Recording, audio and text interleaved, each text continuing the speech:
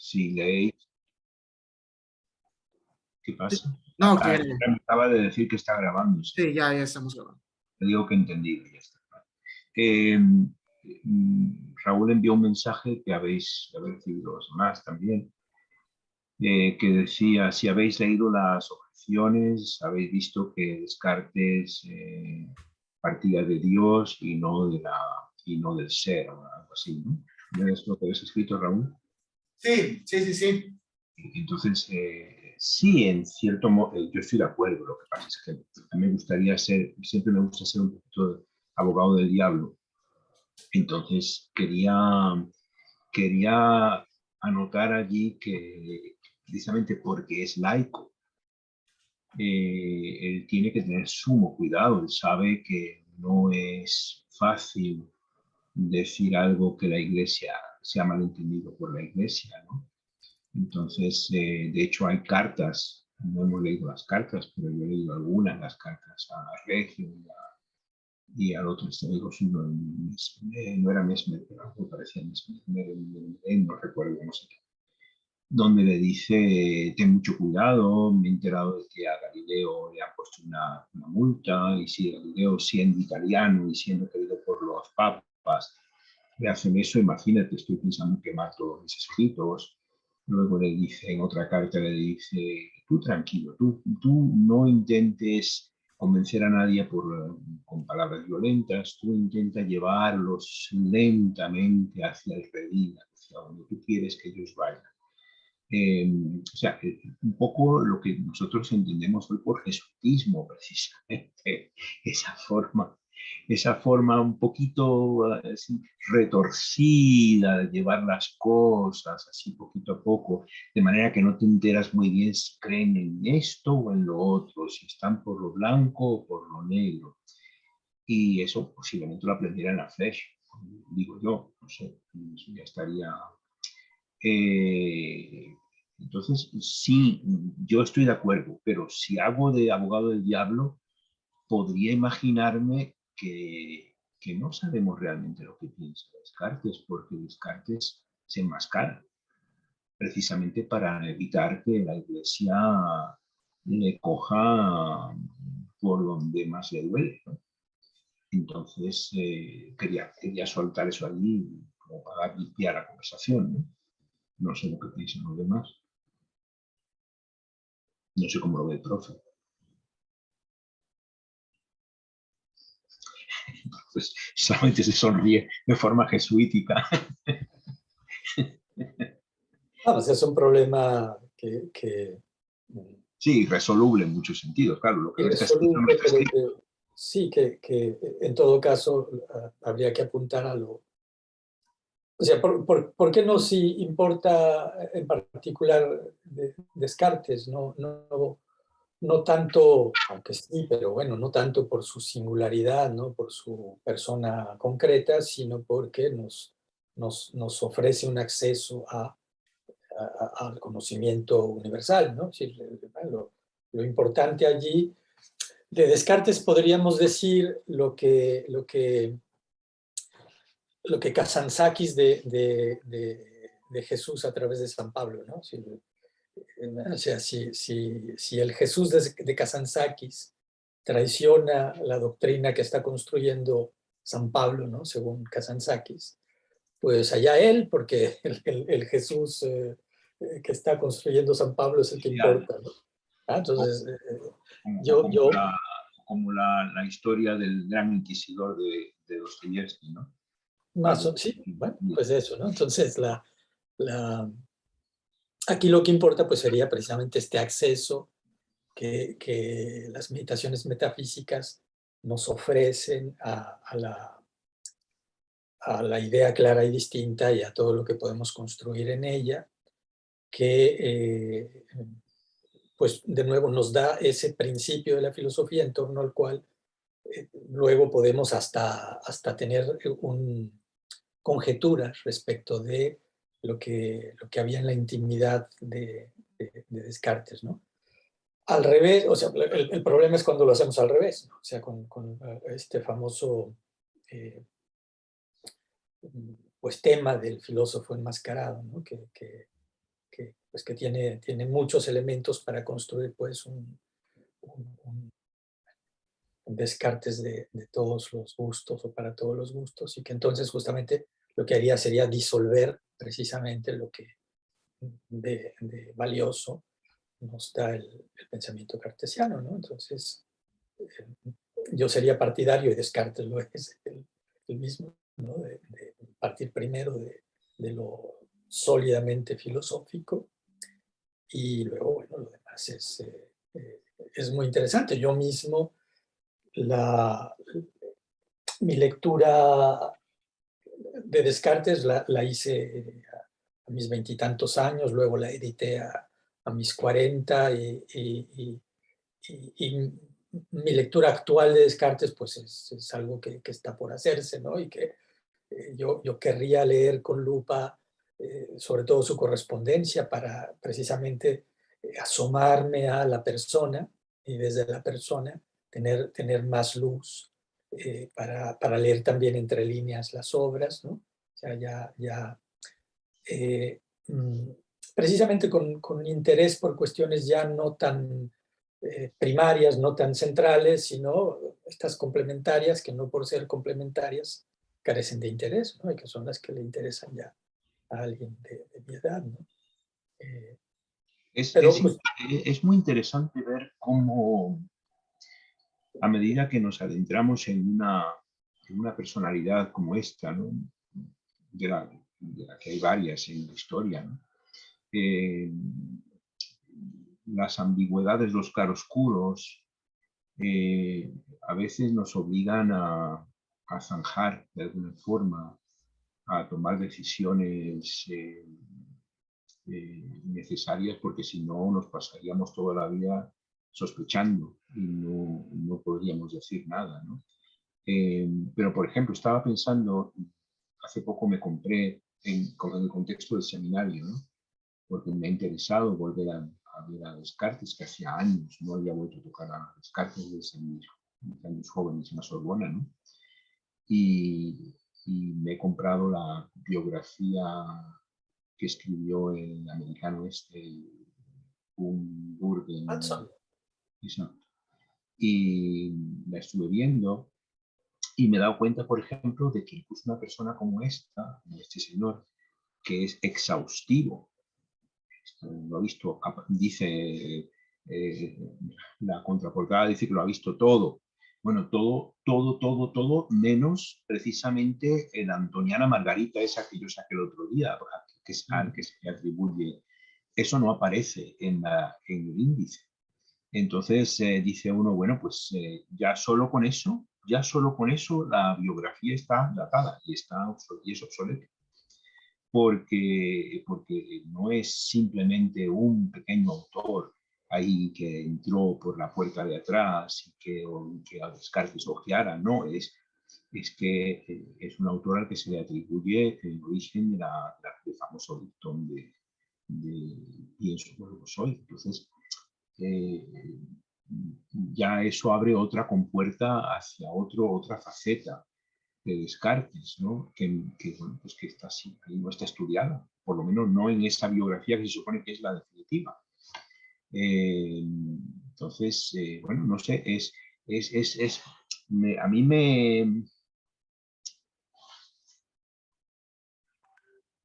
¿cómo decirlo? Me deja en vilo, porque me hace cuestionar al final qué es el estudio de la filosofía, ¿no? Es el estudio de la historia de la filosofía, es el estudio de la historia del filósofo que hace la filosofía, es el estudio de lo que deja el legado del filósofo que ha hecho la filosofía. Díaz de Tejeda, el historiador tradicionalista, amigo de todo este grupo, leía el otro día que decía que la historia es lo que está en los textos. Y fuera de eso, nada, o sea, que se limitaba a hacer una historia textual. Historia de hechos relatados por terceros, pero que no aparezcan pues no cuenta aparentemente, ¿no? Que es una de esas formas de zanjar. y supongo que, no sé si tiene sentido todo lo que estoy diciendo, estoy un poco como rodeando, estoy haciendo como Descartes dice en una de las objeciones, que a veces para llegar a un punto A B es más fácil dar la vuelta por el camino de la montaña, pero dando vueltas, porque de un lado a otro, subiendo y bajando cuestas, no se llega. No sé a dónde quiero llegar, la verdad, pero sí me deja esto en vilo. Estoy un poco como... Yo retomaría el hilo precisamente de, bueno, justamente es la parte más actual de mi libro sobre Descartes, de Vindicación del Cartesianismo Radical, ¿no? Que cuando me puse yo a los 40 y tantos a editar mi lectura de los 20 y tantos, fui a las librerías, aquí en España estaba, a ver qué Descartes estaba allí en las librerías. Y el Descartes que me encontré fue a este Descartes anglosajón de Watson, de Grayling y de Shorter. ¿Ya? Y entonces a eso le dediqué casi las 100 páginas más recientes de mi libro. Y encontré, porque además todo esto estaba orquestado por El País, por ejemplo, ¿no? O sea, Ah, por Jiménez de Azúa, entre otros aplaudidores de estas biografías Bueno, novedosas sobre Descartes. en España el mundo cultural está en las manos de 4 o 5, como bien sabe, y es lo que hay. Y bueno, algo que caracteriza a todas estas biografías, que son muy interesantes, muy estimulantes incluso, ¿no? Es el hecho de su perspectiva protestante y su incapacidad para comprender el mundo católico, que por lo tanto uno tiene que sacar de inmediato la conclusión de su incapacidad para comprender a Descartes. Y mm, entonces, en mi trabajo, pues yo pues, subrayé mucho esto y luego también que hay un equívoco hace casi 2 años, ¿no? Que me invitó un colega que estaba de estancia en Canadá a un coloquio sobre filosofía moderna en Canadá y yo creyendo que iba a hablar con protestantes anglosajones, pues hice una síntesis de esto y resulta que él estaba en el Canadá católico y les fui a hablar de esto a los católicos canadienses, pero básicamente lo que les fui a decir es, ustedes, los anglosajones protestantes, no pueden entender a Descartes porque Descartes es hijo de la Contrarreforma y los que estamos mejor armados para entenderlo somos nosotros, los de esta cultura que ustedes dan por cancelada, por rebasada, por nulle non avenue, ¿no? O sea, en las historias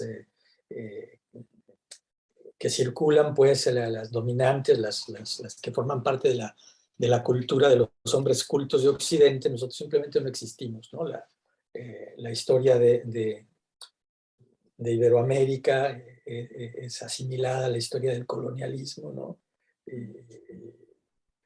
Toda nuestra historia, pues, es... Exacto, exacto. Sí, ¿Ah? sí, exacto. Pues,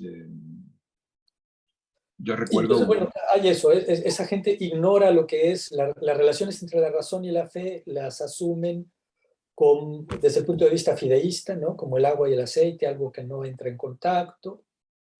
De esa manera tratan de entender a Descartes y pues no, ni se enteran, o sea, se pasan por encima, se les ocurren las interpretaciones más absurdas, pero bueno, y hasta el y, último, de ese ya no pude discutirlo en Vindicación porque su libro es posterior, o es del 2009, pero no estaba traducido y no... Eh, un alemán, no recuerdo ahora, que habla del amor, el enigma de la muerte de Descartes, el nombre se me escapa, alguien de Westfalia encima, ¿no? Que sale con la simpaticísima idea de que a Descartes lo envenenó el cura que estaba en la embajada de Francia, ¿no? Con una hostia. O sea, es sí, absolutamente he grotesca leído la algo hipótesis. con arsénico, ¿no?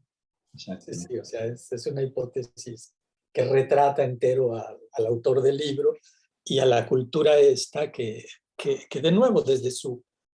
Y de todos estos el más noble es precisamente Russell Shorto, que asume su propia ignorancia y entonces trata de entender, hace un libro medio plagiario de un libro francés de años antes que se había seguido la historia del cráneo de Descartes. Russell Shorto hace la historia de los huesos de Descartes, tratando de entender el fenómeno de las reliquias y asumiendo que el protestantismo tiene una relación muy distinta con el cuerpo de la que tiene el catolicismo y que él tiene que hacer un esfuerzo como protestante para entender el lugar que el cuerpo tiene en el catolicismo. Entonces, sí, de los libros de estos señores. Lo cual es importantísimo para entender toda la discusión sobre el cuerpo y la sustancia en Descartes, por supuesto.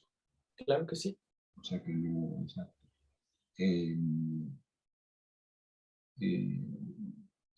Sí,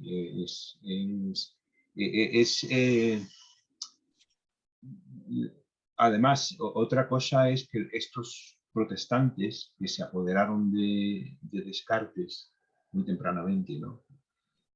Porque estos últimos que ha leído usted son los recientes, pero realmente Descartes pues se entra con fuerza en la historia de la filosofía occidental como precisamente el develador de toda esa escolástica vieja y mohosa y aburrida, o sea, que no católico, fuera lo que fuera él en su vida privada. Pues esos lo que hacen es que lo asimilan exclusivamente, y aquí es donde yo le doy la razón a Raúl. Es decir, yo he estado hasta ahora haciendo de abogado del diablo, decía yo. Lo asimilan solamente al problema de la certeza, es decir, al problema husserliano, del que Husserl va a ser, digamos, la última cima, ¿no? Es un problema que se inaugura con Descartes y sigue una trayectoria, va pasando por Kant, va pasando por Hegel y llega hasta Husserl, ¿no? hasta la búsqueda de la certeza absoluta filosófica. Como si eso pudiera separarse totalmente de otros temas igualmente importantes para Descartes, pero que no son importantes para los que así lo estudian, ¿no? Profesor Juan Carlos, tengo una inquietud, una pregunta retrotrayéndome otra vez a lo que usted hablaba de la liberación de la filosofía con Descartes. A mí me parece que, pues, parto del principio de que ese es el problema, sobre todo de la filosofía moderna, haber dejado, o sea, la filosofía siempre será la sirvienta de la teología. La filosofía, cuando se libera de la teología, ya sea de la teología revelada o de la teología natural, como usted lo dice bien, termina, como toda sirvienta liberada, prostituyéndose. Y además el problema es que se libera es precisamente porque ve en la ama, en su ama, algo malo. O sea, ve en su relación una relación de, digamos, de dominación y de arbitrariedad. Pero a lo que voy es lo siguiente. Digamos que lo que usted dice, Descartes se libera de la teología natural aristotélico-tomista para plantear, digamos, o para abrir el campo. Mi pregunta es, el planteamiento en relación a la teología natural de Descartes es el planteamiento que termina en la teología, digamos, natural racionalista de Grocio, de Pufendorf y todo esto, planteamiento del derecho natural racionalista que estaba criticando Raúl ahora, cuando estábamos antes de empezar? ¿O hay un planteamiento diferente en Descartes frente a su teología natural? ¿O en realidad no, si quiere, no quiere saber nada con la teología, ni con la natural, ni con la revelada? Bueno, la pregunta es muy buena, pero justamente yo recordaba esto como lo que se dice de Descartes, no como lo que dice Descartes, ¿no? Porque él pintaba su raya metodológicamente respecto de la teología revelada, ¿no? O sea, precisamente como laico y como filósofo y no teólogo, decía, yo me voy a mantener dentro de los límites de mi competencia y voy a hacer filosofía como hombre, puramente hombre, ¿no? Como al nivel de la luz natural de la razón. Sin embargo, claro, no puede hacerlo o solo puede permanecer dentro de sus límites el que conoce los límites, ¿no? El que conoce que más allá de estos hay otra cosa, ¿no? Es decir, Descartes tiene, por supuesto, un conocimiento bastante respetable de la teología sobrenatural como discípulo de los jesuitas y luego, bueno, como intelectual que está en constante diálogo con gente de iglesia como Mersenne y otros, ¿no? Y bueno, en fin, con toda su cultura, para decirlo pronto. Por otro lado, respecto de la teología natural, no se emancipa en absoluto, en absoluto. O sea, Descartes lo dice en las objeciones, respuestas, las objeciones a la segunda, si no recuerdo mal, no puede haber ciencia atea. Exacto. No puede haber ciencia atea. O sea, la clave de todo conocimiento es el conocimiento de Dios. O sea, si no sabes que existe Dios y que es un ser perfecto e infinito y que en su perfección tiene la de ser absolutamente bondadoso y de habernos creado con buenas intenciones, ¿no? Si no sabes que Descartes no es el genio maligno, que Descartes, perdón, que Dios no es el genio maligno, entonces la ciencia es imposible. Entonces, el eje, el primer principio de la filosofía es Dios y la primera tarea de la filosofía es la teología natural desde el punto de vista el orden de las cosas, el orden de las razones, aunque a esta se llegue desde el cogito, ¿no? O sea, por una vía, la vía crítica o la vía epistemológica, digamos. Pero claro, todo esto va a ser, cada quien va a utilizarlo a su manera, ¿no? Hay dos, hay siempre esta cosa del claroscuro, añadiendo, abundando a lo que acaba de decir, ¿no? Está el tema, por ejemplo, del famoso peregrinaje a la Virgen, aquí en dar gracias, eso no tenía por qué hacerlo, es decir, hay cosas que hay que hacer para contentar la iglesia, pero esa ciertamente no tenía que haberla hecho y sin embargo la hizo. Entonces, eso apunta a que había una verdadera fe real en su caso. Pero por otro lado está esta otra cosa tan extraña de que se va a vivir a Bolivia, que es el país tolerante y hereje por excelencia, en cierto, donde van a vivir todos los que quieren liberarse de la iglesia, ¿no? Donde está Spinoza más adelante, etc. De hecho, y en pequeño paréntesis, cuando le objetan que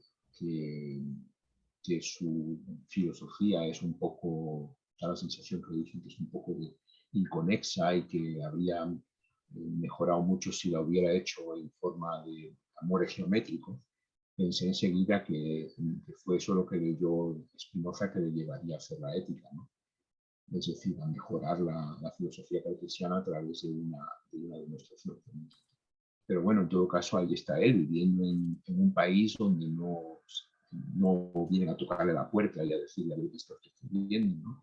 Entonces, ese lado, por un lado, que parece muy religioso y que está, y por otro, esta forma de desvincularse, de irse lejos es una cosa que lo deja uno siempre, no sé, piensa uno que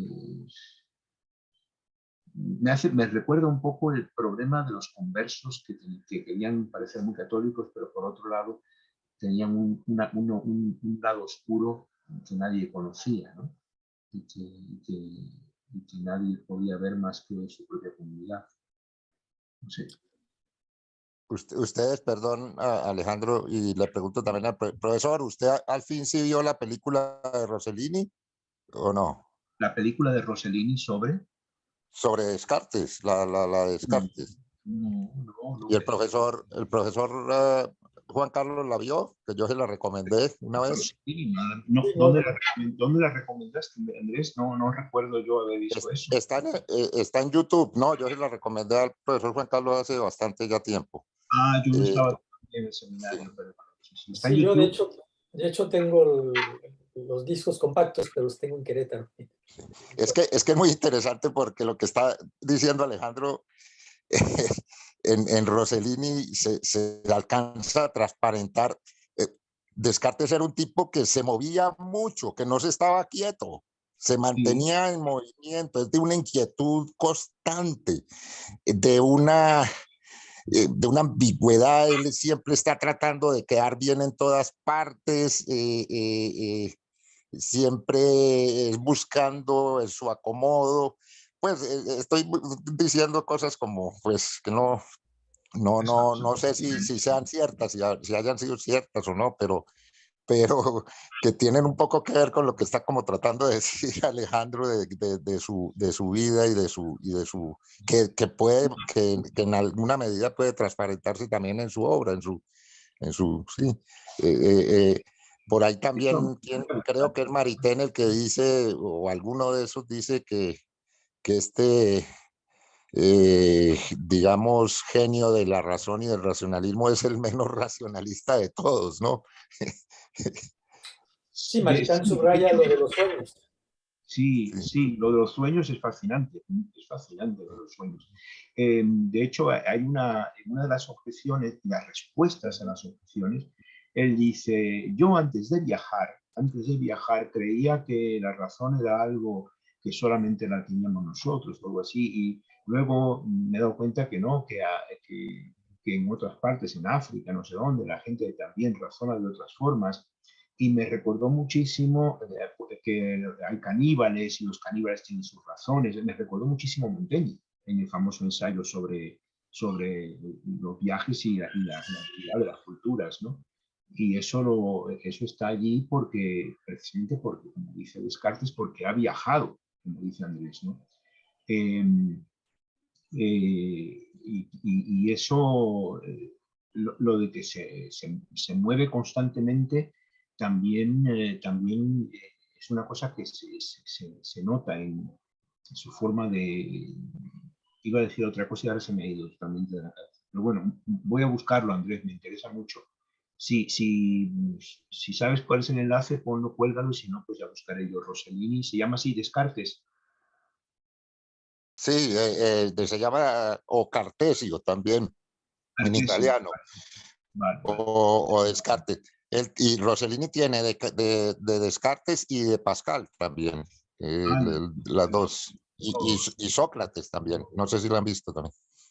No, pero esas dos me interesan porque son coetáneos. Entonces, Sí, y además, correcto, correcto. Y es muy interesante verlas al mismo tiempo. sí, claro, Yo, yo quiero preguntar algo al doctor, pero no sé si van a seguir comentando este aspecto de Descartes o es que yo quiero plantear algo de las objeciones y que vendría siendo interesante que lo tocáramos porque una de esas sesiones tocamos el aspecto baconiano que puede haber en Descartes, ¿no? Y una de esas cosas era esta idea del ya centrarse en la causa eficiente y ya no en la final. Por ejemplo, en una de las objeciones dice Descartes lo siguiente. Aquí la tengo. Participamos de la nada en cuanto nos falta varias cosas. En lugar de buscar la causa final, debemos indagar la causa eficiente. del efecto podemos elevarnos hasta Dios, pero no debemos preguntarnos con qué mira ha sido producido aquel efecto. Si nunca hubiera usado mis sentidos externos, tendría de Dios la misma idea que hoy, pero, no, pero un poco más clara. Y a lo que voy con esto es, no hay aquí ya digamos, aquí ya no se vislumbra aquí el problema del sujeto y el objeto que ya posteriormente lo va a desarrollar la filosofía kantiana, y esta idea de ir hacia el mecanicismo baconiano de esta ciencia, que más que preguntarse, digamos, por lo que son las cosas, es la forma en cómo se usa. Claro, Descartes dice, se puede llegar a Dios por ellas, porque mediante la causa final, pues es muy difícil preguntarnos por qué fue hecho tal cosa, es muy difícil entender por qué fue creado, pero a partir de ahí no se puede dar no es ya el salto a todo este problema que vamos a tener con esa ciencia moderna en adelante. Claro, digamos, ya bien limitando las cosas, porque Descartes no nos dice, y usted bien lo dijo, y aquí tengo la otra cita, déjeme, aquí la tengo, déjeme nada más a citarla, donde dice que si el ateo no cree en un Dios veraz, no puede estar seguro de las cosas más evidentes. Y más adelante hay otro donde dice que el ateo no puede estar seguro si está soñando. No, evidentemente ahí hay una forma de fundamentar la ciencia en Dios, pero ¿qué es lo que impide a Descartes preguntarse darle una importancia a la causa final? ¿Es el mecanicismo? Esa sería mi pregunta, Doc. Pues sería precisamente su teología natural, pero una teología natural que, insisto, de nuevo lo hemos estado señalando a todo lo largo del seminario, está informada por la revelación, ¿no? Entonces es una teología natural que se hace cargo de la absoluta libertad de Dios, ¿no? O sea, no es un Dios como el motor inmóvil de Aristóteles, que sería algo así como la contraparte o la cúspide de la naturaleza de todos los seres, y que por naturaleza los jalaría hacia sí, sino que es un Dios libre. Y la libertad no puede ser sometida al método, ni al cálculo, ni a... La libertad se revela, ¿no? Éxodo, ¿quiénes le digo que eres? Pues diles que soy el que seré, ¿no? Y que esto lo interpreta muy bien Remy Bragg en clave personalista, ¿no? O sea, soy una persona, no puedo fijar lo que soy porque estoy siendo, ¿no? O sea, y creo que así se puede ilustrar rápidamente el rechazo metodológico que Descartes hace de la causa final. Esto es muy importante también precisamente para la crítica de el darwinismo ideológico que padecemos hasta la fecha, que asume que no hay causa final. Descartes no asume que no haya causa final. Descartes lo que nos dice es que esa causa final es como en la novela, ¿no? Como lo que dice Kundera de la novela, oponiéndolo precisamente a la filosofía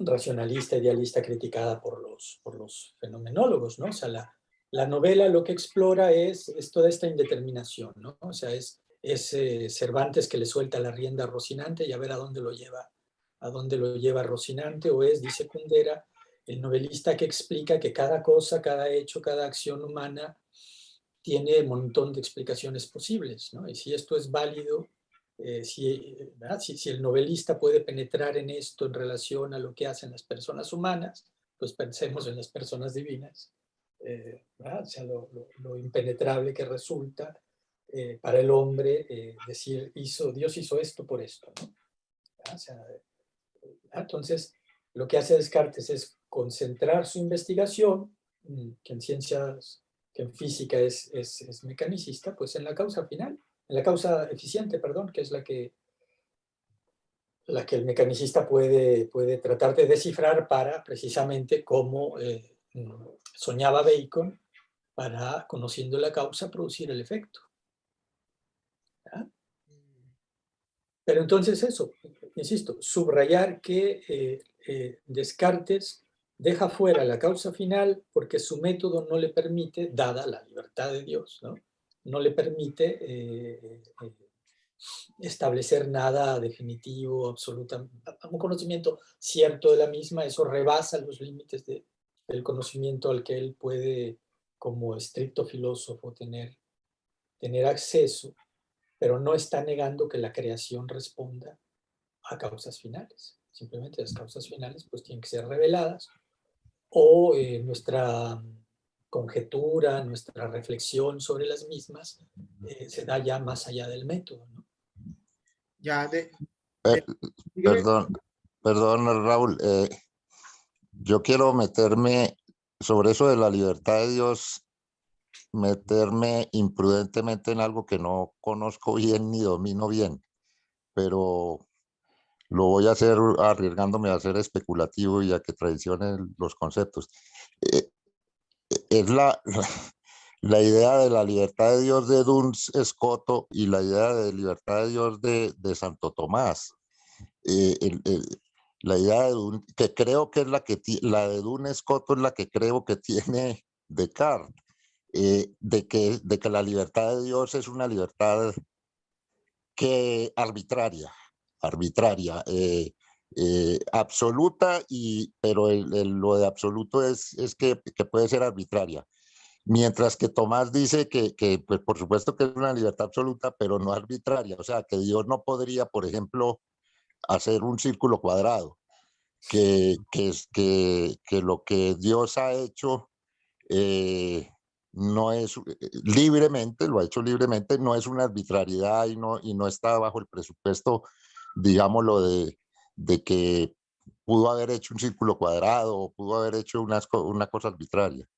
Y en ese sentido, también creo que Maritain habla de eso en contra de la idea pues, de la libertad divina de Descartes. Y entonces, ¿quién le establecería a Dios el criterio para que Dios no sea arbitrario? El mismo Dios, es precisamente que Dios tiene criterio, que su criterio es un criterio, digámoslo, racional, ¿sí? Que no es un... Claro, el problema aquí, el problema que tenemos, que tiene la filosofía occidental, desde que Descartes abrió esta caja de Pandora, y desde que, sobre todo, desde que sus seguidores lo utilizaron para investigar con mayor ahínco aún el problema de la certeza, es que el cimiento, que sería Dios, es a la vez juez y parte. Y ser juez y parte siempre es una cosa inaceptable en nuestro sistema jurídico. Pero Dios es el que determina, como dice Andrés, porque Dios eso es racional, por supuesto que tiene que haberlo hecho racional. ¿Y por qué sabemos que Dios es racional? Pues porque Dios es Dios. ¿Y cómo sabemos que lo racional pertenece a Dios? Pues porque si no, no sería Dios. Una pescadilla que se muerde la cola, ¿no? Pero, claro, estamos en un agujero negro importante y fascinante, ¿no? Hasta qué punto la fe y la razón, está otra vez a Benedicto XVI con su famosa discurso de Alemania, De Ratisbona. de Ratisbona, exacto. Hasta qué punto fe y razón se pueden armonizar, se pueden entremezclar, puede una ser el cimiento de la otra y viceversa, no estar en contradicción la una con la otra. Claro, la filosofía clásica lo que ha hecho es abandonar la fe intentando justificarlo todo solo a partir de la razón, hasta que llegaban a las principias matemáticas esas que querían fundamentar Russell y Moore sobre la base solamente de los principios matemáticos y el teorema de Gödel y todo al final se convierte para la razón en una locura, porque el centro no se sostiene al final. Y entonces al final nos vemos obligados o a volver a la fe, pero claro, una sociedad que se ha vuelto totalmente atea, laica, descreída y que no quiere contar con Dios, incluso si quiere creer, dice, la creencia es una cosa tan personal que yo no puedo utilizarla para fundamentar nada objetivo porque es puramente subjetiva, los pone ante un verdadero dilema como civilización. Yo quiero también, bueno, con lo que han dicho ustedes y también lo que ha dicho el doctor en la respuesta, ¿no? Hay una cita con la cual voy a empezar mi comentario y reforzaría un poco todo lo que hemos comentado. Dice, todo lo que subsiste, orden, ley, verdad, depende de Dios como de su causa eficiente. Si yo no comprendo cómo Dios hubiera podido hacer que 2 y 3 no fuese 5, pero como comprendo perfectamente que todas las cosas dependen de Dios, sería contrario a la razón de dudar de lo que conocemos muy bien, porque existen otras cosas que no comprendemos. Es que aquí el asunto es que, bueno, aquí nos queda claro algo, y que Descartes en sí mismo, más que un racionalista, es un voluntarista. O sea, la voluntad es más fuerte, y sobre todo en Dios. Si partimos, por ejemplo, que hay una razón que le dicta a Dios cómo hacer las cosas, ¿dónde está, qué caso tiene la voluntad soberana de Dios? Es decir, por ejemplo, hay personas que dicen que prefieren hincarse ante el principio de no contradicción antes que a Dios, pero en el sentido de que Dios se inclina ante el sentido de no contradicción. No puede ser el caso. Es decir, Dios no, para que Dios haya hecho las cosas, no depende de una razón soberana, según Descartes, ¿no? Para Descartes, todas las cosas dependen de una libre voluntad de Dios, por lo cual no podemos saber en sí la causa final, o sea, porque al fin y al cabo es la voluntad de Dios, pero sí podemos llegar por la causa eficiente. El asunto aquí de entrada es que nos limitamos solamente a saber cómo creó las cosas Dios, pero no por qué. O sea, si 2 más 3 es igual a 5, es porque Dios lo ha querido así. Nada más, o sea, bueno, la versión más absoluta de eso que acabas de decir, Raúl, es la totalmente paradójica que dice que si Dios hubiera querido que el asesinato fuera bueno, lo habría determinado así.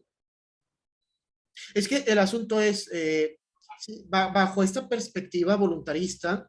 Y oye, Raúl, Dios, la razón por la cual Dios crea el mundo es por amor. Sí,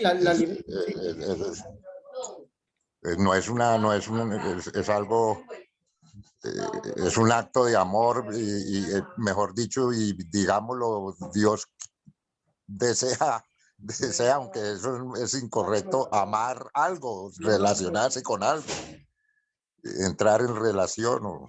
Es que también. Claro que él mismo también es relación, pues, y él mismo tiene él es amor, él es amor. Y ahí también, y si no me Y corrijo. él es la razón. Ahora, lo que tú dices de que él se sujeta a una razón extraña a él, no, es a su propia razón. Ahora, lo que pasa es que el logos divino es muchísimo más inabarcable que el logos humano. El logos humano, digamos que es una participación pequeña del logos divino, ¿no? Pero no es exactamente lo mismo, pues. Y a lo que voy por ejemplo, nada más, y corríjame si estoy equivocado, ¿no? Y es lo que ha dicho el doctor todas esas sesiones. Por eso, cabe subrayar que el Dios de Descartes sí es el Dios revelado, porque al fin y al cabo, esa voluntad no es una voluntad maligna que desea que me engañe. Es una voluntad buena que no me puede engañar. Y partimos también de una concepción de Dios que está muy acorde a todo lo que ha enseñado toda la teología católica, porque es que aquí al fin y al cabo sí, el tema principal aquí me parece en Descartes, y que el doctor me corrige si estoy equivocado, no es la voluntad.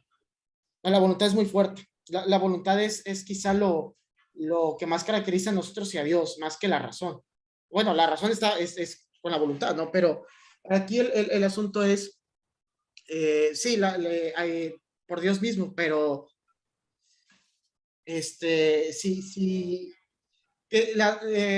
no sé, 2 más 2 es igual a 4, ¿es porque Dios lo hizo así o porque es algo necesario que tuvo que ser así? En la Edad Media esto dio lugar a toda una discusión teológica muy profunda, que todavía hoy día tiene validez, que es la de la potencia ordinata y la potencia absoluta. O sea, la potencia de Dios es absoluta y por lo tanto las reglas se someten a su voluntad, pues ordenada, y él se somete a una razón suya y su voluntad se somete a esa razón.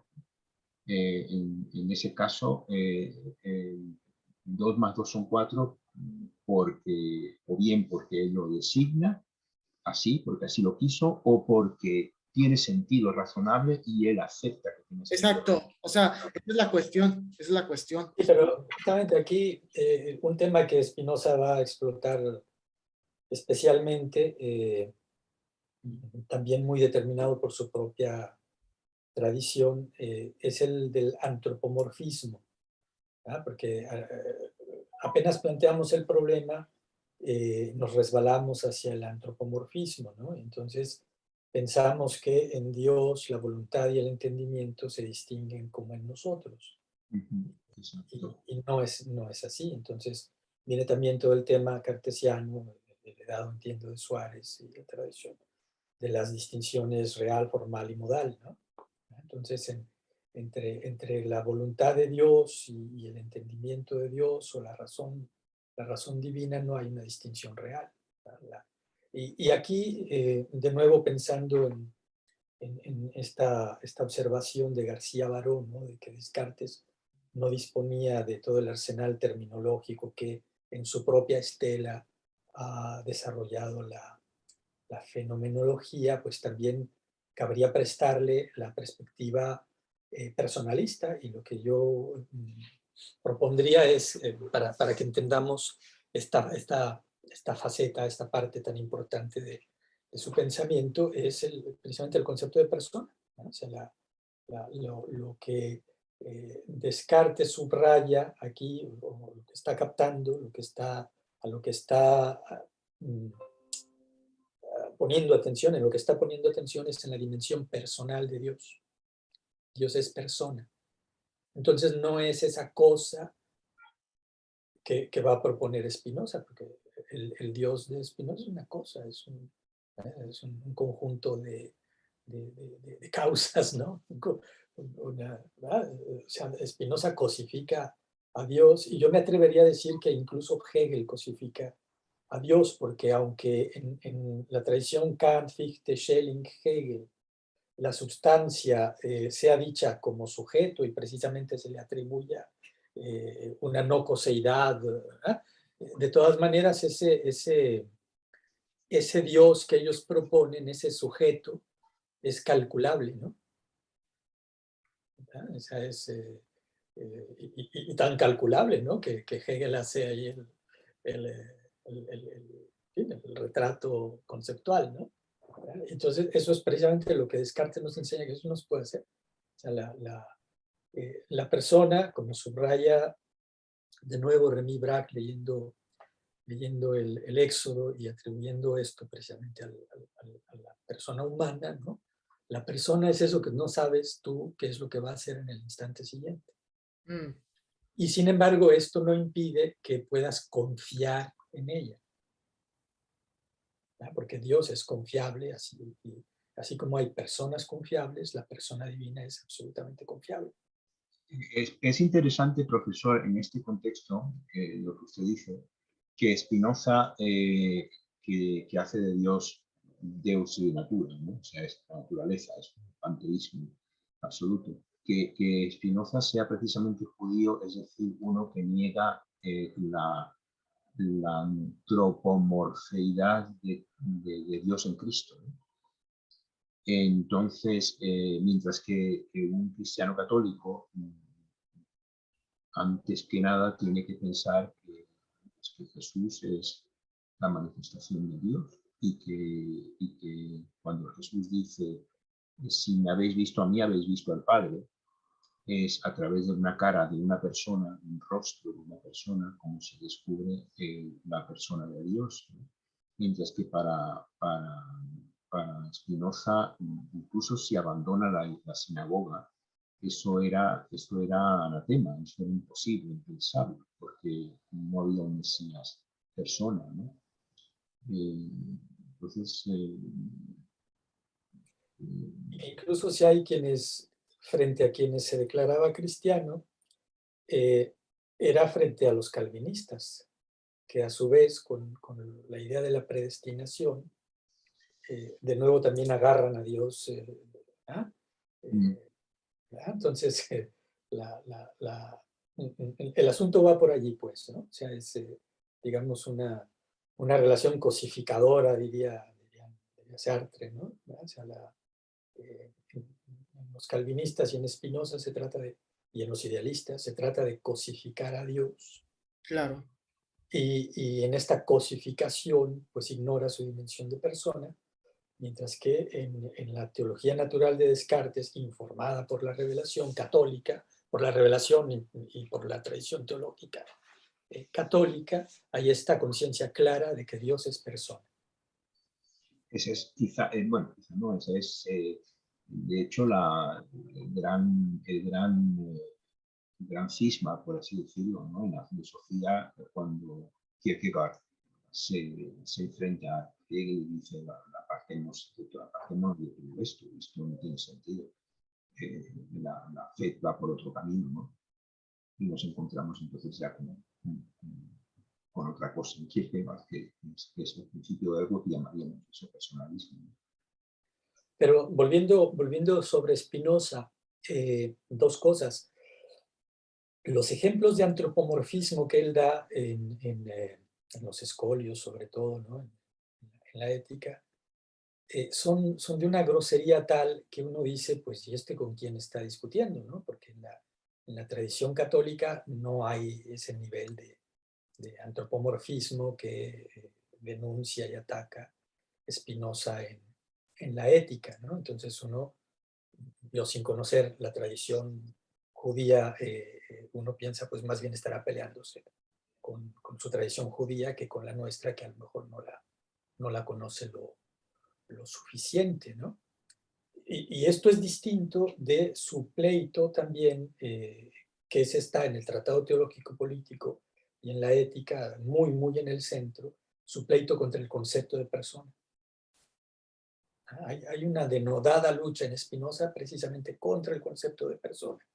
Y le plagia todo a Descartes salvo el cogito. Y la libertad, por supuesto, ¿no? Entonces, si hay algo expulsado totalmente de Spinoza, es el concepto de persona. Y luego me parece a mí eso, que el idealismo alemán nos da gato por liebre, porque supuestamente transforma la sustancia en sujeto, pero ese sujeto no es libre, ¿no? O sea, tiene una libertad muy de sustancia espinosista, ¿no? Muy determinista, ¿no? No tiene la libertad de Dios en la historia, de Dios dialogando con el hombre, en la historia del ser realmente personal, ¿no? Perdón, profesor, lo interrumpo. ¿Podría explicarme que Spinoza playa todo a Descartes menos en el cogito? ¿Podría explicarme mejor esa idea? Pues, ¿qué de Spinoza, qué de lo esencial de Descartes no recoge Spinoza para para su sistema, pues el cogito. ¿Mm? Pero el Sí. cogito entendido como qué, como el Como el pen- yo pienso, precisamente, el yo pienso. ¿Ah? Fundamento. Para él hay una res cogitans y una res extensa, y luego, cosa absolutamente ridícula, hay otra cantidad infinita de otros atributos de los que no tenemos ninguna noticia, Ya. más que esa afirmación ridícula. O sea, en algún coloquio internacional he levantado la mano y les he dicho a los expertos en Spinoza, ¿y ustedes saben de dónde saca eso este tipo, no? ¿Ah? Bueno, en fin, me voy por la tangente, ¿no? O sea, para Spinoza lo que hay son estos atributos y este modo pre-hegeliano en el que Dios se conoce a sí mismo, ¿no? Y se conoce a sí mismo y se ama a sí mismo, pero yo allí no pinto nada, ¿no? Es decir, el yo, la persona humana, está totalmente eliminada de su sistema como el yo empírico del sistema de Fichte. Y por eso el yo es sacrificable en el sistema hegeliano, ¿no? Contra el que Nancy escribe su ensayo sobre lo insacrificable, ¿no? Precisamente Nancy, que hegelianizado y alemanizado y descatolicizado, pues conserva precisamente en su tradición católica el concepto de persona. O sea, la antropología nanciana en su médula tiene el concepto católico de persona, y ahí está su pleito con Hegel, ¿no? Entonces, la clave ahí está en la persona y en el cogito, que tenemos que interpretarlo, Dios y yo, o sea, los dos principios de la filosofía, pues como dos seres personales. Y para que entendamos esto, para entender él mismo esto, es que Descartes pone el acento en la voluntad. Lo que me hace sobre todo parecerme a Dios, En la voluntad.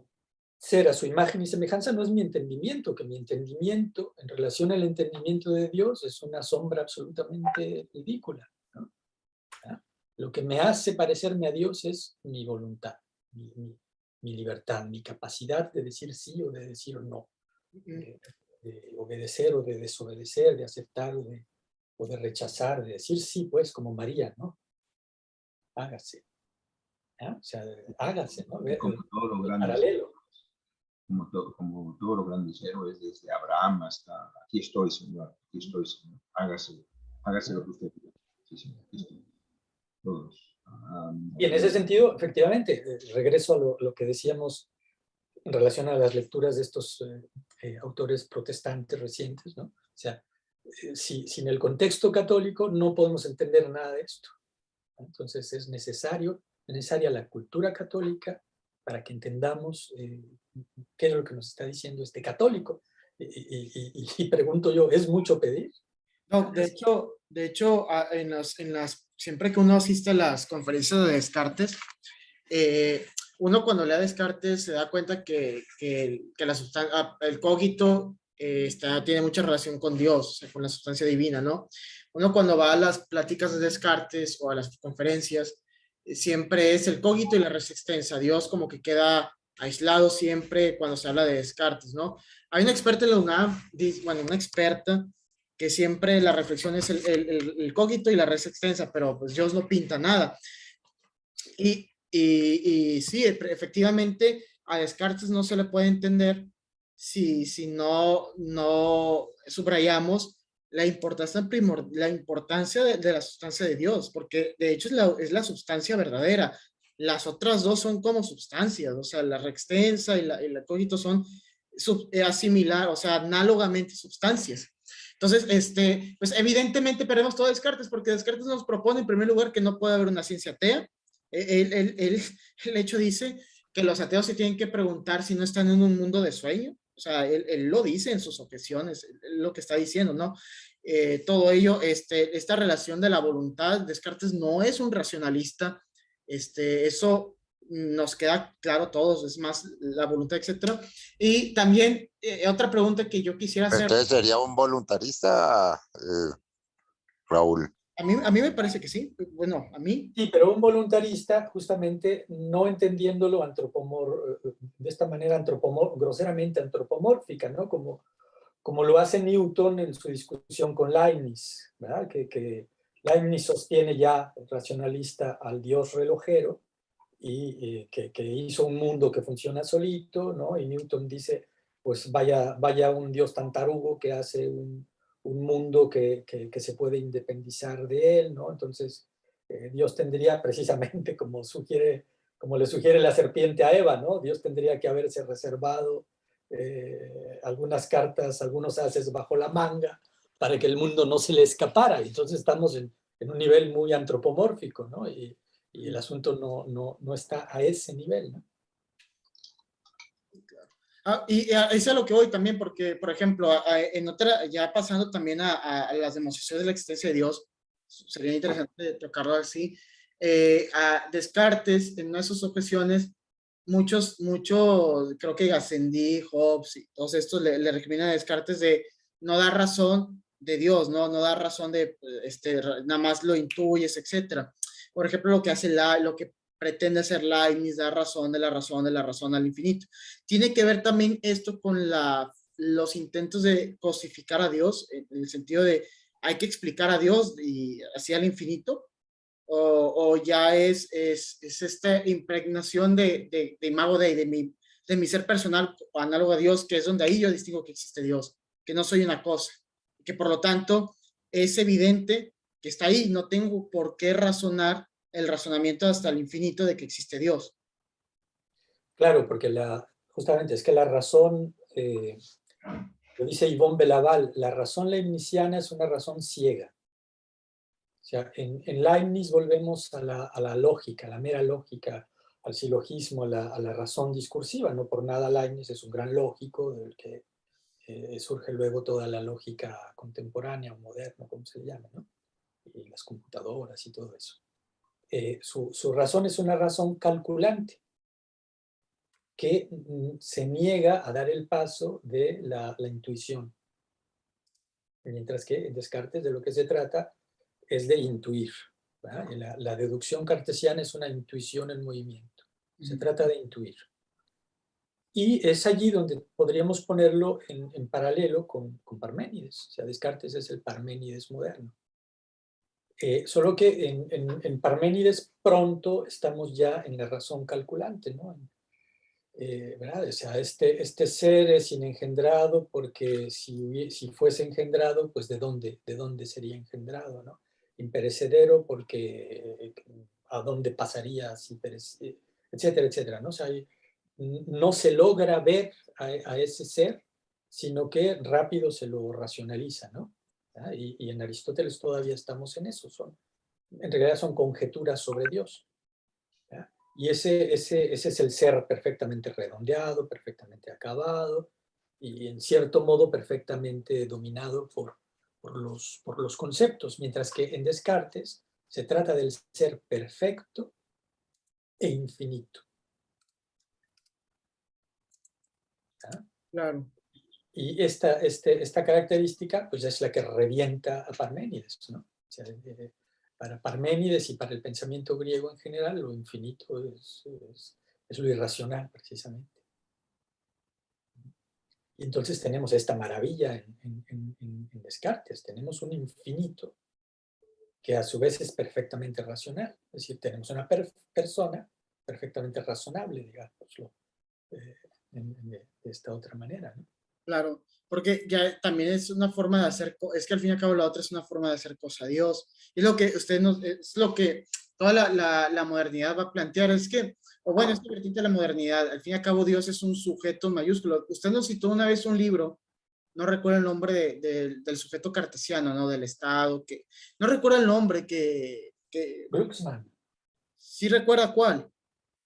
A ver, creo Que nos planteaba que este sujeto cartesiano del Estado, que está en Descartes, todo, pues bueno, no es cierto, es que ese sujeto más bien está en Spinoza, está incluso en Hegel, está incluso en Kant, es este sujeto en mayúscula, ¿no? Que al fin y al cabo la persona no es una persona, es un modo de ser de ese sujeto. de esa sustancia que es divina, que abarca.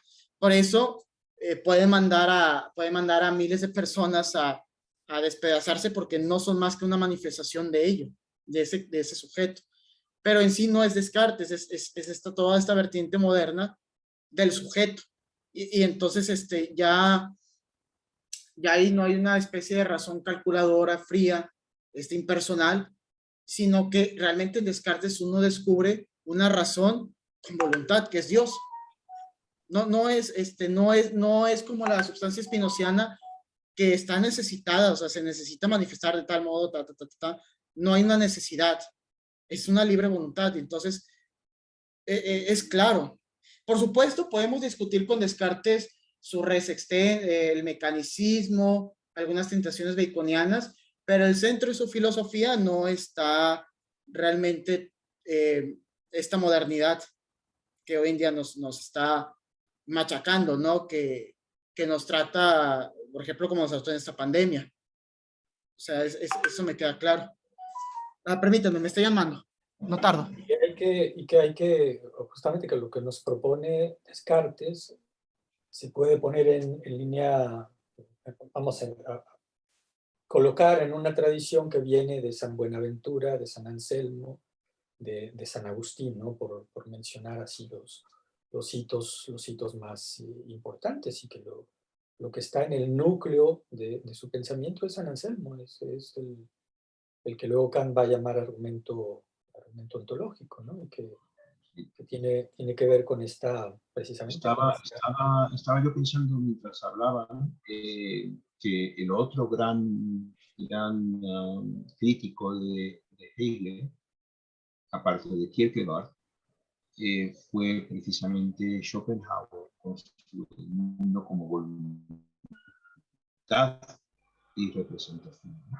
Es verdad que ahí la voluntad es una cosa ciega, y es infinita, y no es una persona como diríamos en el catolicismo. Pero no obstante, es como si hubiera cogido el testigo del otro lado de la moneda.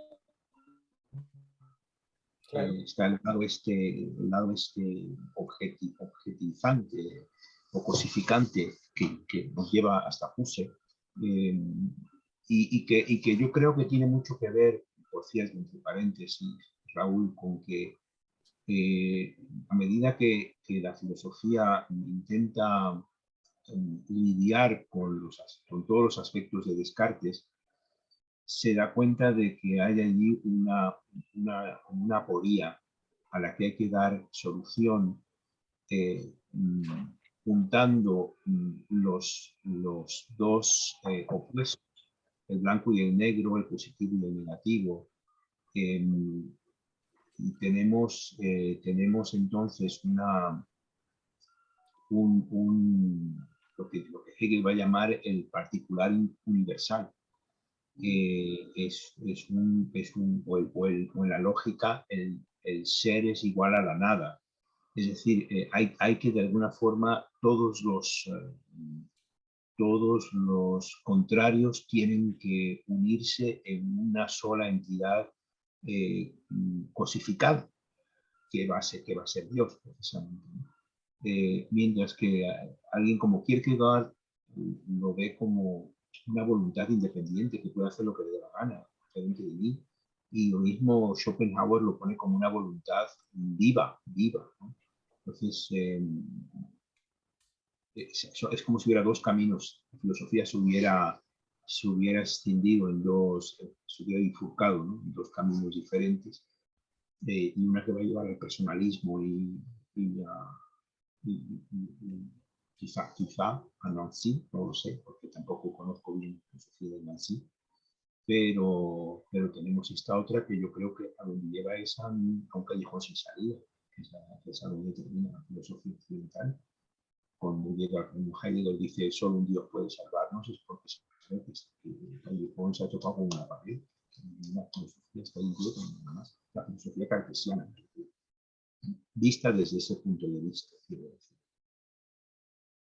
Aunque quizás también o sea, como de los idealistas podemos decir que su sujeto es bastante objetivo, ¿no? O sea, que su sujeto al final no es una persona verdadera. Sí, sí, sí. Igual de la voluntad de Schopenhauer podemos decir que tampoco es una persona, ¿no? Es decir, No, no, en efecto. De la hecho, persona es la integración en efecto, en efecto.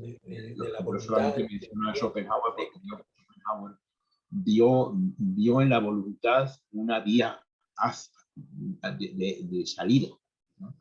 Pero luego ya la convirtió de Pero, nuevo, pero es una intentó voluntad irracional, ¿no? O bueno, sí, racional, es todopoderosa, es ciega, exacto. Pero nosotros somos el yo empírico nuestro, es un poco la encarnación pequeñita de esa voluntad. ¿sabes? Schopenhauer termina en el budismo, es puro budismo. Sí, Sí, él admiraba el budismo y todo el Dharma. O sea, ¿saben lo increíble de todo esto? Uno que piensa, bueno, si estamos en sintonía en este seminario, uno lo que piensa es, ¿por qué la filosofía actualmente, ante los problemas que plantea nuestra época, busca solución en donde con aquellos que nos metieron en este pozo?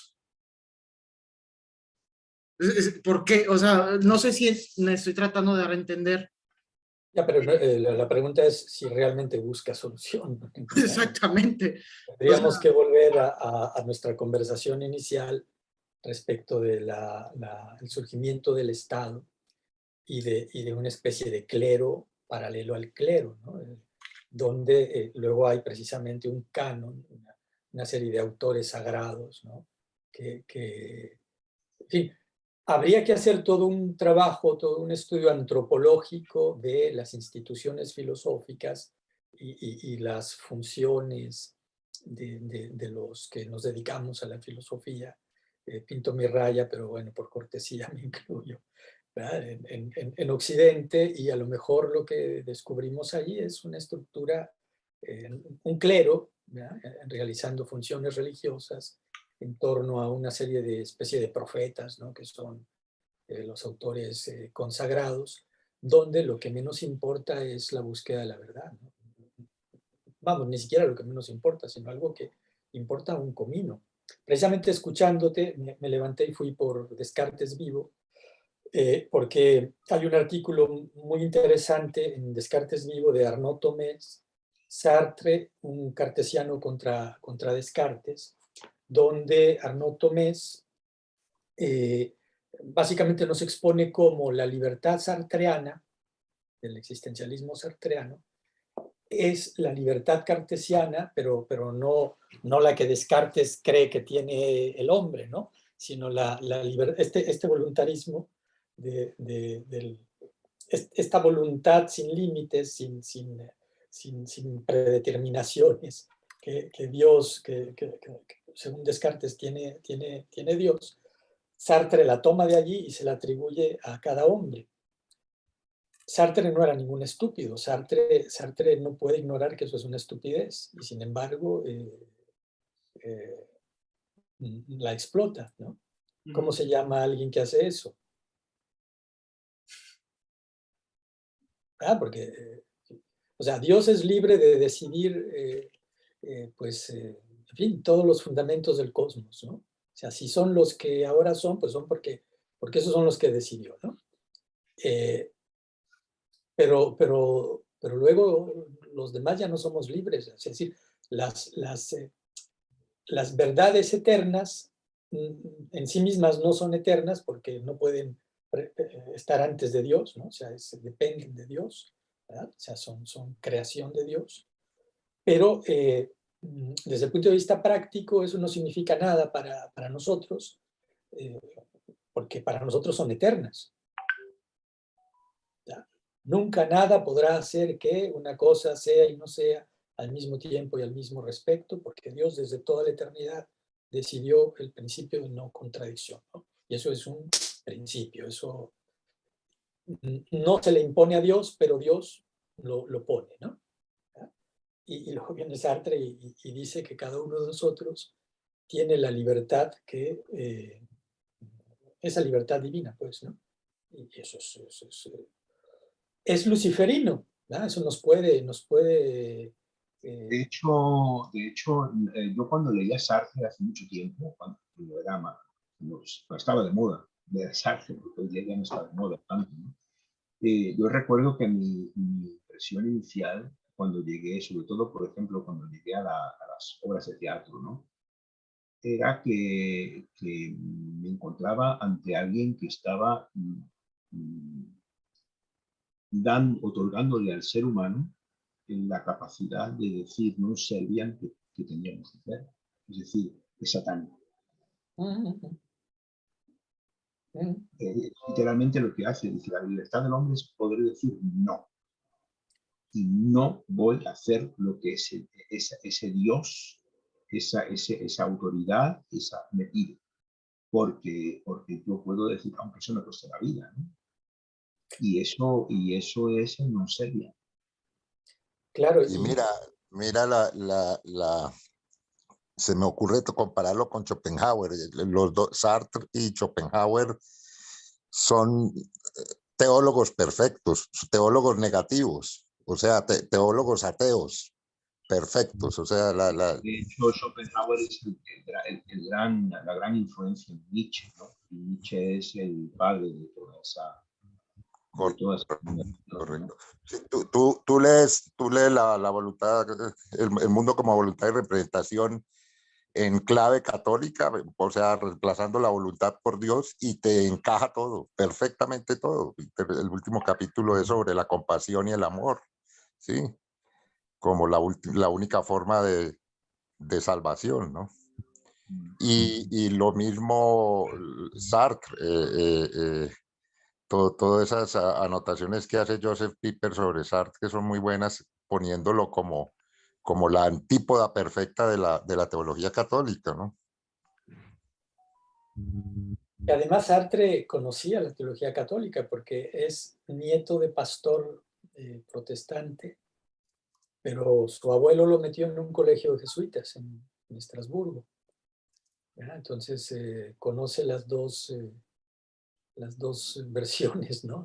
Las dos doctrinas. Entonces, mientras que en alguien de cultura protestante uno puede decir, como Russell Short, a quien citábamos hace rato, pues pobre, no sabe, está haciendo un esfuerzo por enterarse, ¿no?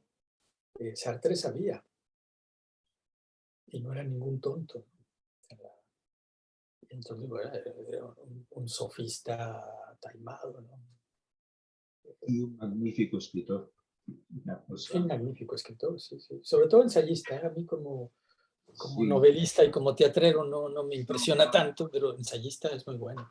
Lemó es una Lemó, sí, mi obra, sí, lo que más me gusta de él es Lemó, efectivamente.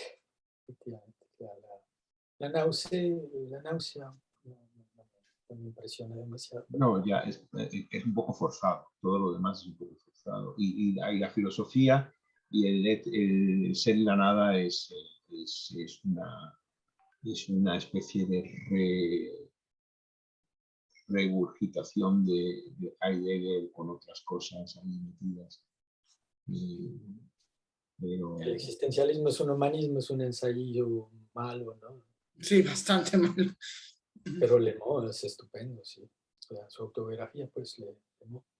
Es uno de los... Y eso que él hace en su generación es lo que en la generación siguiente, les digo, hace Glucksmann en Descartes, c'est la Ese es el France, libro. donde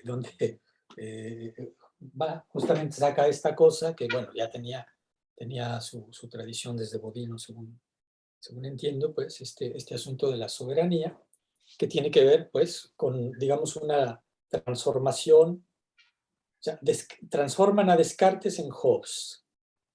Y esto en la escuela de Leo Strauss también lo hacen, que es mi aportación a Descartes vivo, es la refutación de esta escuela de Leo Strauss, ¿no? Esta idea de que la política de Descartes es la hobbesiana, ¿no? Que es lo que André Glucksmann hace, retomando este concepto, pues, de la libertad absoluta de Dios, ¿no? Atribuyéndose en este caso al Estado, lo cual también es una estupidez, ¿no? Doctor, Le puedo Sí. hacer una pregunta, aprovechando que estamos hablando de autores. ¿Se acordará hace rato que mencionó que hay un escritor que dijo que Leibniz tiene una razón ciega, ¿verdad? ¿Se Ujú. acordará del escritor? Era Yvonne, algo así, ¿no? Yvonne de Laval, con B chica. Yvonne de Laval. De Esa. Laval. Muy bien. Muchas gracias. De nada. Bueno, luego es el gran experto francés en Leibniz. Y bueno, tiene toda la razón, pues.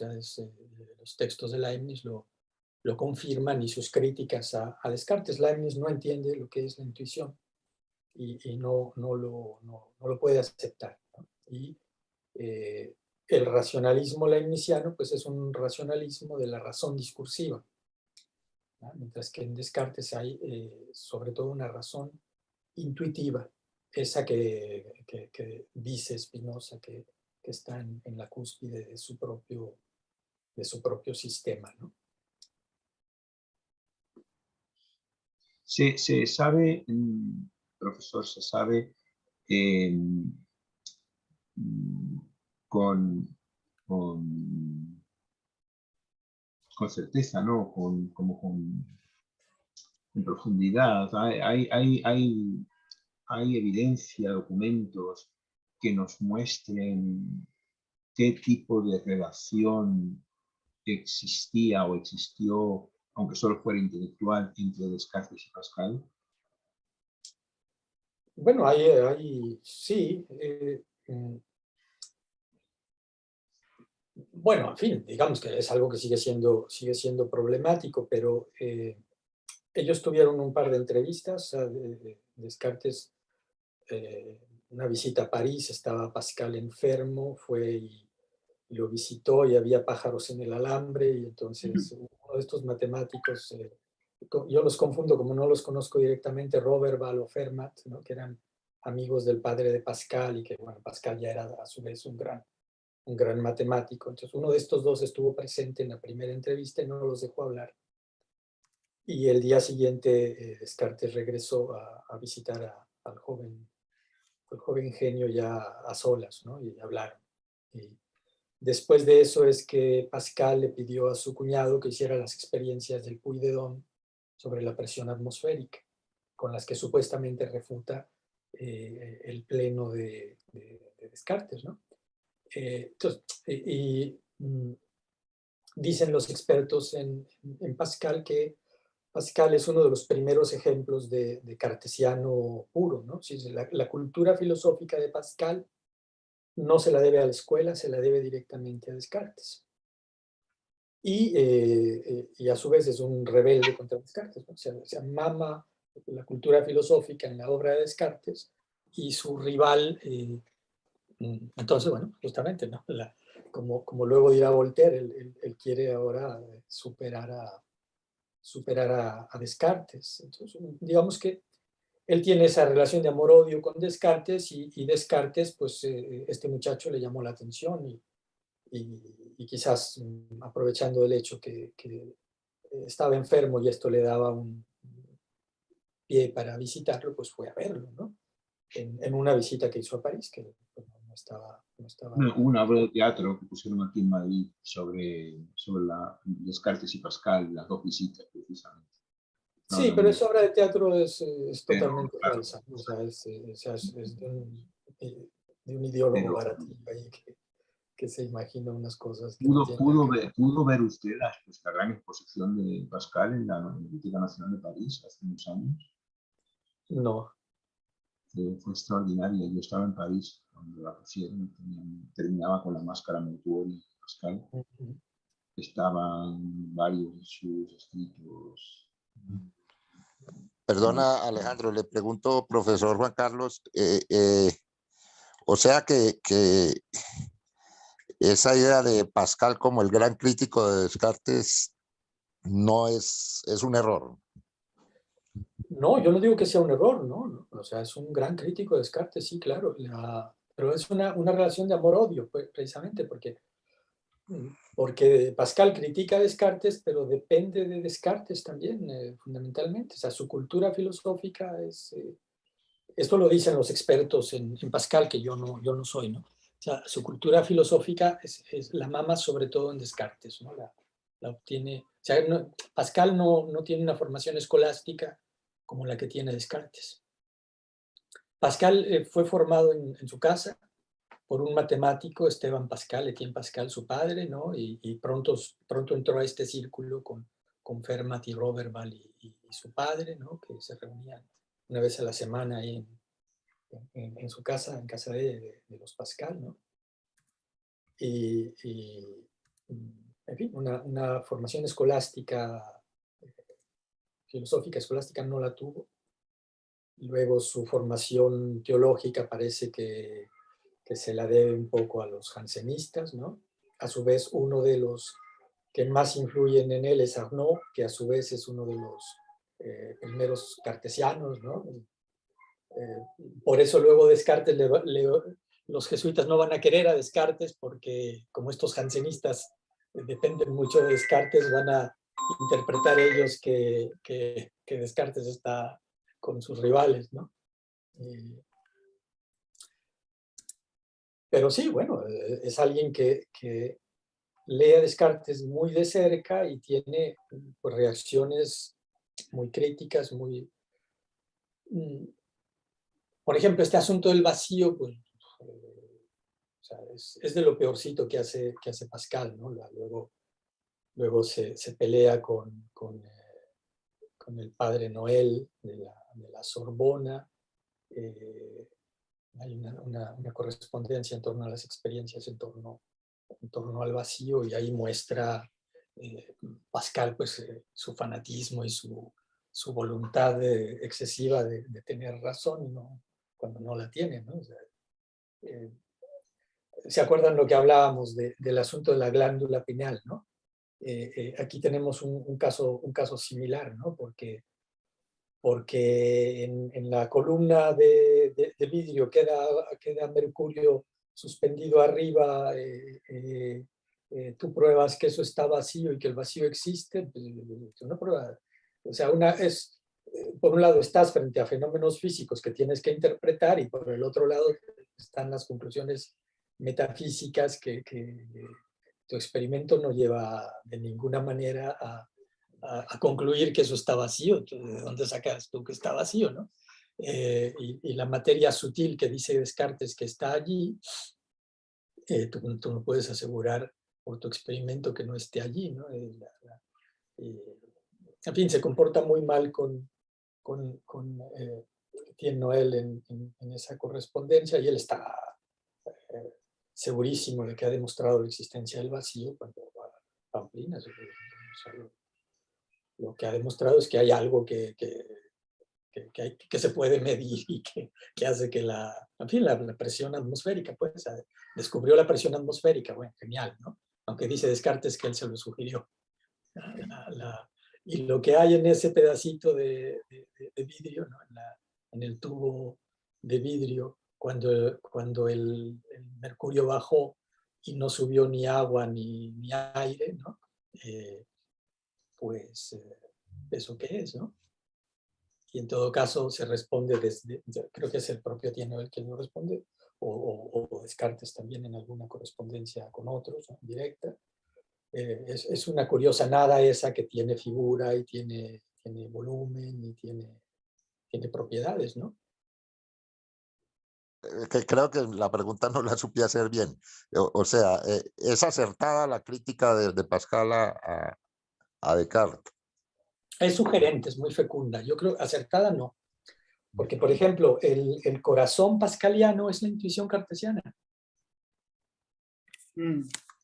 Dios sensible al corazón, no a la razón. Ah, genial, uy, Pascal, pero a ver, espérate, ¿no? O sea, ¿qué entiende Pascal por corazón? El corazón es ese lugar donde se sienten los primeros principios.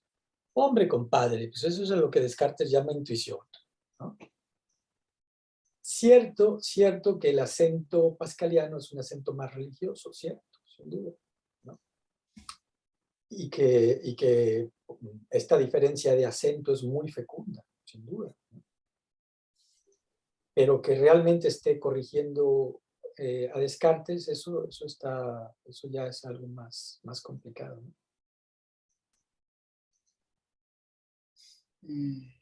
Luego sí, en fin, y además Pascal pues es muy difícil de saber exactamente qué es lo que piensa, ¿no? Porque lo que tenemos pues, son notas. Escolios.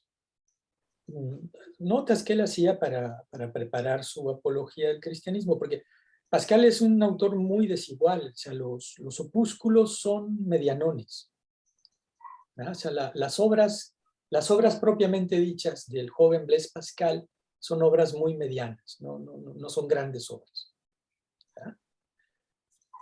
Ya hay un gran aliento en las provinciales, pero las provinciales es una obra que está hecha a tres, Arnaud, Nicole y la pluma de Pascal, ¿no? Entonces ahí, pues aunque esa sí ya es una obra literariamente e intelectualmente fuerte, aunque éticamente muy mala leche, ¿no? Dicen algunos críticos informados. Y luego la altura de los pensamientos es así, es extraordinaria, ¿no? Pero los pensamientos son fragmentos. Es lo que crucificado con una enfermedad terrible que padecía, lo que él lograba escribir en los momentos de lucidez o de calma, y que iba reuniendo para la redacción de su apología del cristianismo, y que nunca pudo escribir esa obra, murió muy joven, y luego pues su familia con todos los papeles esos sí los publicó. Y lo más grandioso de Pascal pues es eso, son esos papeles, ¿no? que son muy estimulantes, muy sugerentes, muy profundos, ¿no? Y que, en fin, hay algunos más o menos extensos, ¿no? Como el de los dos infinitos, por ejemplo, ¿no? Esprit de finesse, esprit de geometría, el propio memorial, etcétera, ¿no? O hay algunas estocadas como esa de Descartes inútil e incierto, ¿no? O el silencio eterno de los espacios infinitos en la Tierra, etcétera. O sea, es una cosa fecundísima. Y bueno, parece que en matemáticas sí que era un genio, y que el puente entre Descartes y Leibniz sería, bueno, entre Descartes y Leibniz o Newton sería Pascal, ¿no?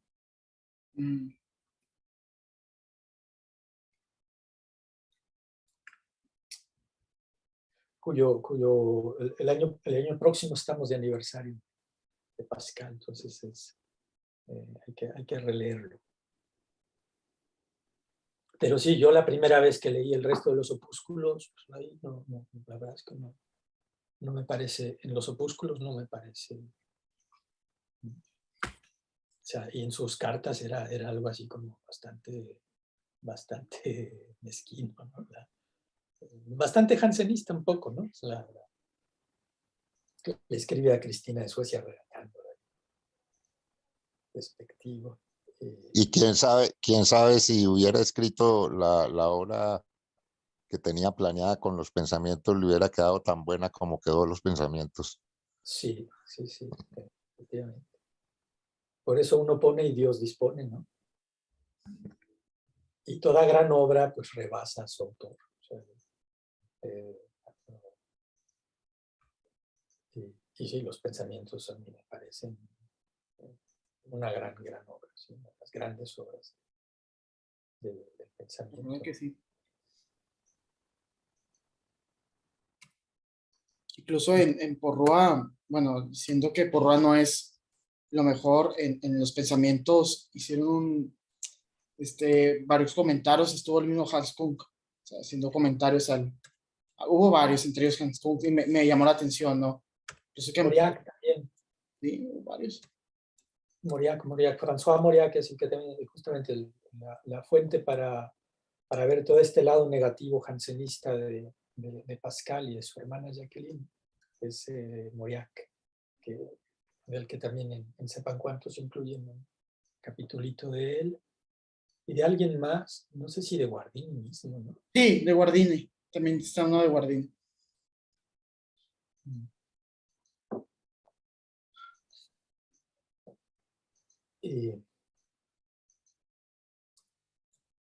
Y claro, en los pensamientos sí hay estos vasos comunicantes entre la revelación y el pensamiento y la filosofía, la ciencia, etcétera, etcétera, que en Descartes todo eso está más velado. Y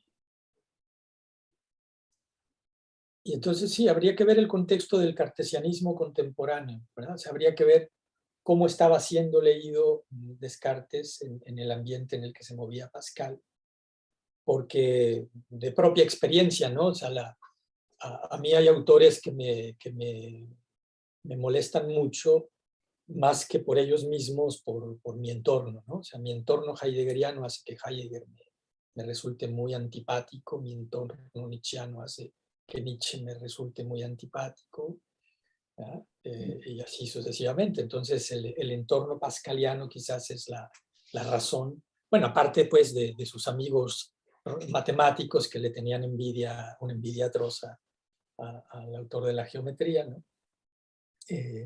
También habría que ver cómo había un cartesianismo que estaba recibiendo en Francia la obra de Descartes y cómo es que esto molestaba a Pascal, ¿no? Más que la relación directa con Descartes. Yo hice la pregunta, la razón de la pregunta, mi pregunta era porque cuando uno los lee lado a lado, ¿no? Tiene la sensación de que son como, no diré los dos polos, pero algo así como los dos polos de una época, ¿no? Una época que quiere ser racional, pero hay otro lado que se revela contra esa razón que grita, que grita de forma, aúlla, ¿no? Ya decía Pascal, ¿no? Como si la misma época comprendiera que está gestando una cosa sumamente contradictoria, ¿no? Y los dos aspectos de esa contradicción son precisamente eso, el Descartes que intenta mantenerse cool, ¿no? Totalmente, y el Pascal que no puede evitar gritar, ¿no? A los cielos, ¿no? Y elevar el puño a Dios y decir prácticamente, bueno, ¿qué estás haciendo? ¿Por qué me has abandonado? ¿No? Con estos pensamientos que no, que no, que no me sirven para nada a mí personalmente. Entonces, eso me ha parecido, esa contraposición de las dos formas de enfrentarse a la realidad. No voy a decir de entender el mundo, sino de enfrentarse a él. Me parece muy sugerente, ¿no? Sí, sin duda era un gran polemista que, independientemente de lo que se deba a Arnaud y a Nicole en las provinciales y lo que se deba a él, pues salió de las mismas, vuelto un gran polemista y un gran prosista, ¿no? Sí, sin duda, pues.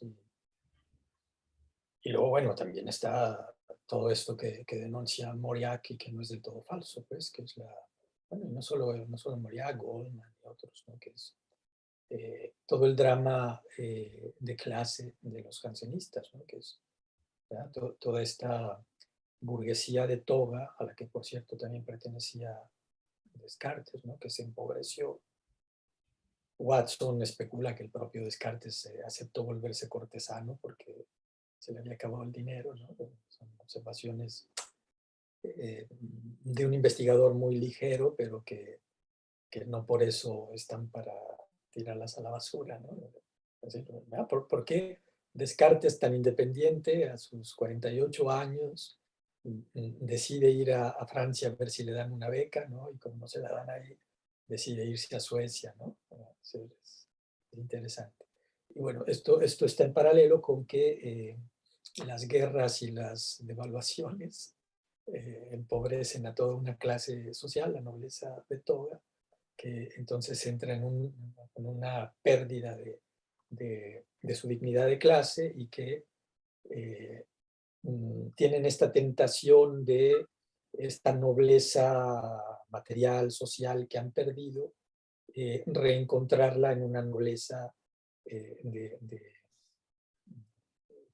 de la elección precisamente, ¿no? Una nobleza cuasi calvinista de los verdaderos cristianos que son ellos, frente a esos no cristianos que son el vulgo, ¿no? Entonces entran en precisamente esta tensión, ¿no? O sea, el tratado de la frecuente comunión de 1000 páginas para atacar a los jesuitas que andan dando la comunión a diestra y siniestra. Y volviendo al tema este de la hispanidad, que hemos tocado algunas veces, ¿no? Los jansenistas también tenían orígenes hispanos en el quietismo, si mal no recuerdo. Claro, sí, Sanción. Entonces, bueno, en fin, hay mucho por donde cortar en todo esto, ¿no? Sí. Incluso a veces yo me pregunto si esa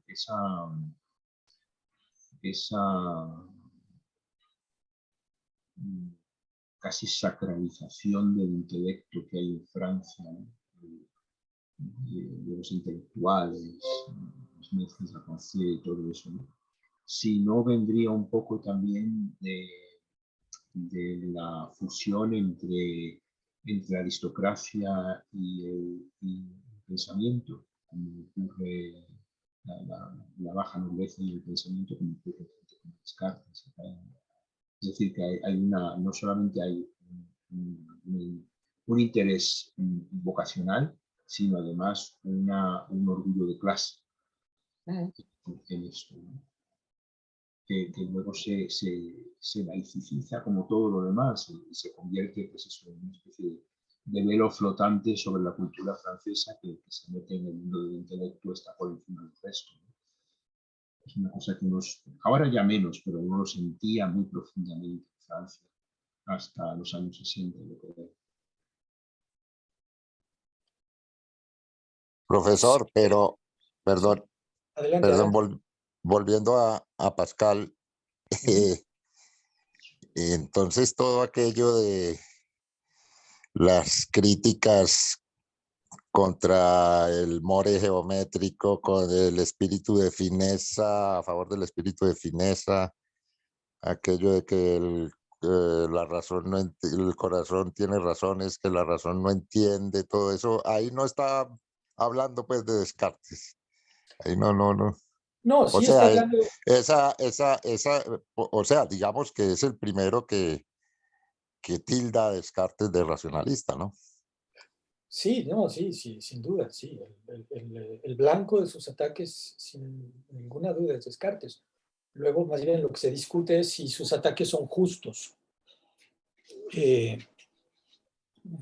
Y que de todas maneras a mí me parecen injustos, pero no por injustos me parece que no sean fecundos. O sea, Sí, por supuesto.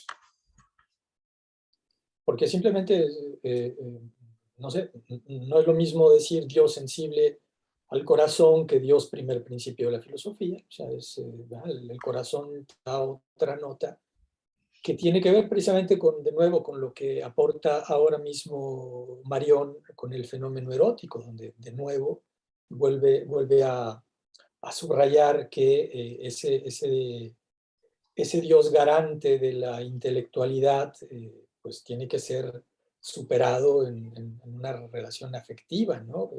Donde, aunque Descartes cierra las meditaciones queriendo tener un tono místico, pues no le da para eso, ¿no?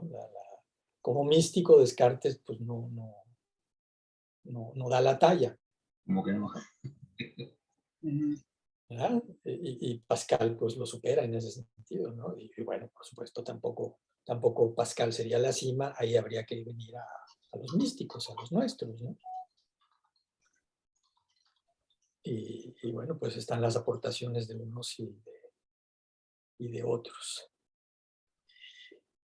Ya va siendo, ya rebasamos de nuevo el par de horitas, la conversación está muy buena. Y pues lo retomamos la próxima semana, ¿no? Doc, ya más para, ¿qué vamos a retomar la próxima semana? ¿Qué Yo tema? me he leído las 3 primeras meditaciones, no me he leído la cuarta, quinta y sexta, y me he leído parte de, no tuve tiempo de leerme todas las objeciones, pero de todas formas, como preferiría leerme las últimas objeciones, cuando me lea la meditación, pues me quedan las objeciones últimas y las meditaciones últimas. No sé, es que no sé por dónde vamos, porque realmente saltamos de un lado a otro. Entonces. Sí, pues es una conversación. Vamos cada quien terminando de leer nuestras meditaciones. Las objeciones y respuestas, pues es ver las de Hobbes, que no me acuerdo ahora, creo que son las terceras, ¿no? Las de Hobbes. Sí, la tercera, exacto. Las de Hobbes, las de Arnaud y quizás las segundas, las de Mersenne. Bueno, quizás las primeras 4 sería ponernos ese límite, porque si no, luego las que vienen después son inmensas, ¿no? Especialmente las objeciones. Y no Pero habría tiempo para la idea es que vamos a leerlo entero, ¿no? Todas las meditaciones y sus objeciones y respuestas, ¿no? Pues vamos platicándolo la próxima semana, ¿no? Porque en realidad es que estamos improvisando, ¿no? O sea, esto es una idea que tuvo Raúl o que tuvieron los compañeros de Gladium por esta nueva posibilidad tecnológica que tenemos y que, bueno, pues aquí estamos y estamos más o Está menos. muy bien, la verdad es que recuperar Descartes a estas alturas, yo lo estoy viendo con unos ojos totalmente nuevos, ¿no? Es más, ahora cuando leo las objeciones y las respuestas, hay veces que surgen tantas preguntas que yo me enfrento a ello y digo, pero si nada de lo que estoy leyendo tiene sentido, esto no está bien explicado, lo tengo que releer y leer varias veces. Y claro, se debe a que hay tantas objeciones posteriores, muy posteriores, que han surgido con el tiempo, que Descartes no podía imaginarse, ¿no? Sobre lo que es el sujeto, que es la esencia.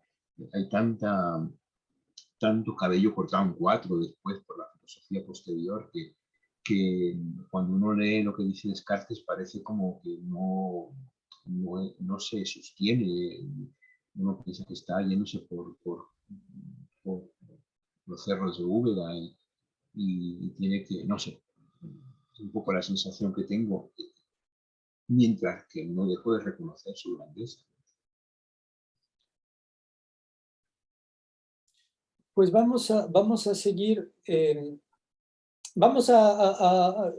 tanto las objeciones como las meditaciones son muy importantes para el asunto de las demostraciones de la existencia de Dios, y en torno a estas demostraciones podemos recapitular todo lo demás, ¿no? De para qué sirvió la duda, cuál es el estatuto del cogito. Entonces vamos a dejarnos este repaso de tarea, y sobre eso volvemos la próxima semana, ¿no?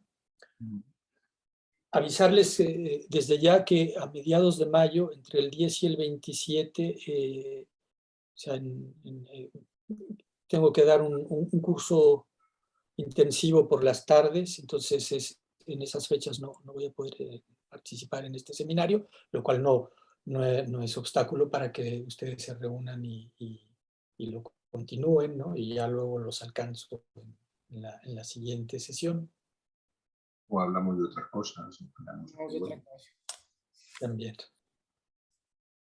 Bueno, pues yo me voy despidiendo porque acá también ya me reclaman. Gracias a ustedes por acompañarme. Bien. Ya déjeme dejar de grabar. Bueno, me despido también. Oigan. Hasta luego.